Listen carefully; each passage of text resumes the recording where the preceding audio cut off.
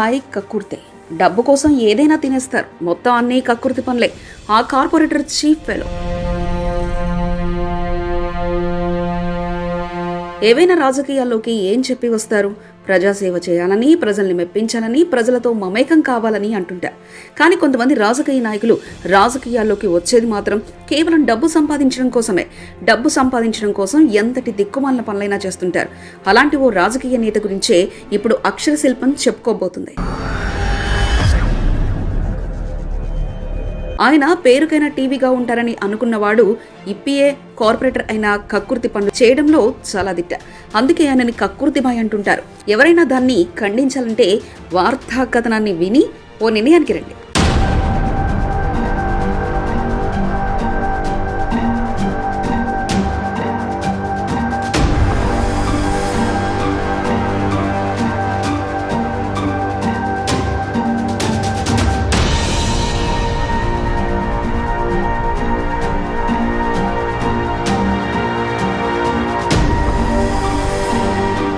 ఆస్తులు కూడేసుకోవడం కోసం ఎలాంటి దిగజారుడు పనులైనా చేస్తుంటారు ఆయన.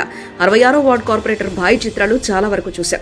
ఈయన గ్రేటర్ విశాఖపట్నం మున్సిపల్ కార్పొరేషన్ ప్రజలకు సేవ చేస్తానని అధికారంలోకి వచ్చాక కక్కుర్తి పనులకు పూనుకున్నాడు.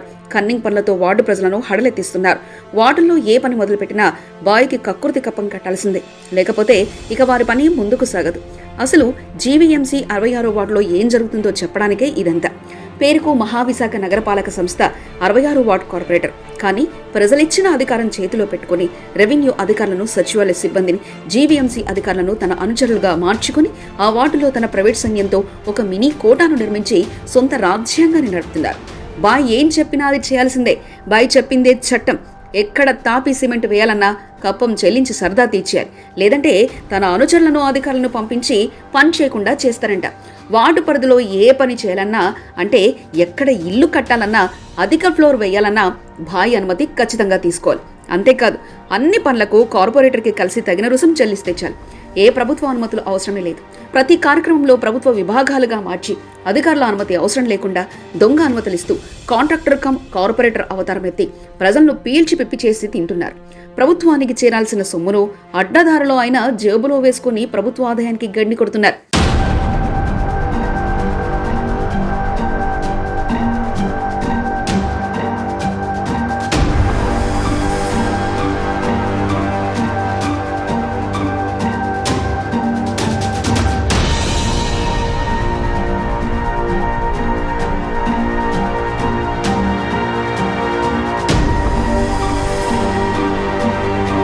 కనితి రోడ్డు విస్తరణలో భాయ్ చేతివాటం కోసం ఎంత చెప్పినా తక్కువే.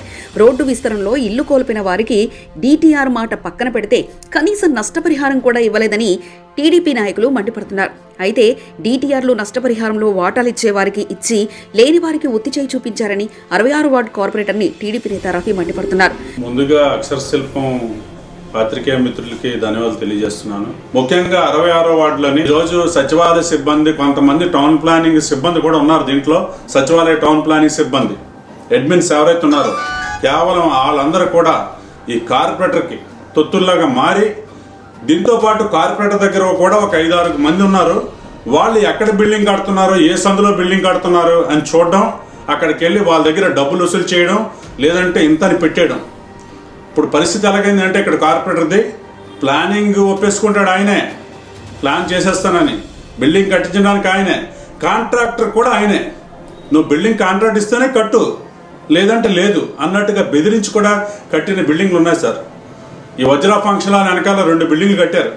ఆ 2 బిల్డింగ్లు కూడాను ఖాళీ సైట్, వేకెంట్ సైట్. దానికి పట్టాలు లేవు, డాక్యుమెంట్ లేదు, ఏమీ లేదు. వాళ్ళ తాలూకా ఒక ఫ్రెండ్ని పెట్టి ఈరోజు దాన్ని 3 నిర్మాణాలు, అంటే 3 అంతస్తుల భవనాలు కట్టడం జరిగింది. అలాంటివి ఇవి జరిగాయి. అలా కైలాష్ నగర్లో గడ్డ పక్కన ఒకటి సైట్ ఆక్రమించారు. రాష్ట్రంలో జగన్ సర్కార్ ప్రజాపాలన చేస్తుంటే అదే పార్టీ పేరుతో 66వ వార్డులో కార్పొరేటర్ అయిన తర్వాత రాచరిక పాలన చేస్తూ ముఖ్యమంత్రి జగన్మోహన్ రెడ్డికి చెడ్డ పేరు తెచ్చే ఇటువంటి కార్పొరేటర్లను పార్టీ నుంచి సస్పెండ్ చేయాలని స్థానిక ప్రజలు డిమాండ్ చేస్తున్నారు.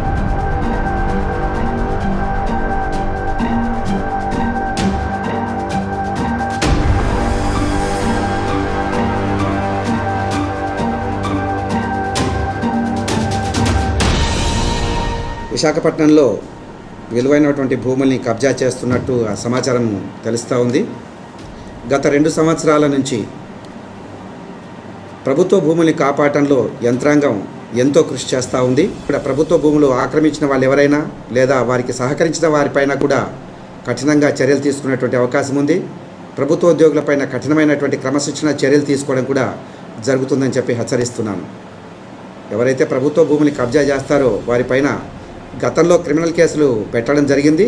ఇప్పటికి కూడా క్రిమినల్ కేసు పెట్టి వారిపైన కఠినంగా చర్యలు తీసుకోవడం జరుగుతుందని చెప్పి తెలియజేస్తున్నాను. విశాఖపట్నంలో ఉన్నటువంటి భూములు చాలా విలువైనవి. అంతేకాకుండా గడ్డలు, కొండలు, కోనలు ఇవన్నీ కూడా ఎప్పటికప్పుడు ఆక్రమించుకోకుండా తగు జాగ్రత్తలు తీసుకొని వాటిని కాపాడడం జరుగుతూ ఉంది.